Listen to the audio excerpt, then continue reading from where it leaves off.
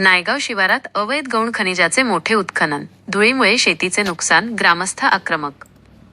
छत्रपती संभाजीनगर शहरापासून जवळच असलेल्या नायगाव शिवारात सध्या मोठ्या प्रमाणात अवैध गौण खनिज उत्खनन सुरू असल्याचे समोर आले आहे.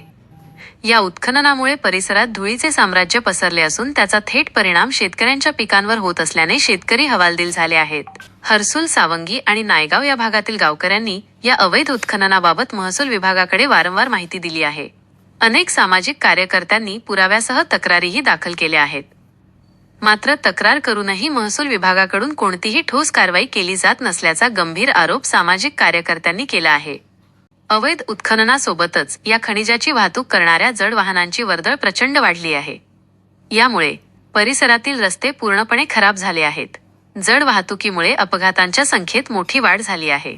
वाहतुकीदरम्यान उडणाऱ्या धुळीमुळे वाहनधारकांना कसरत करावी लागत आहे.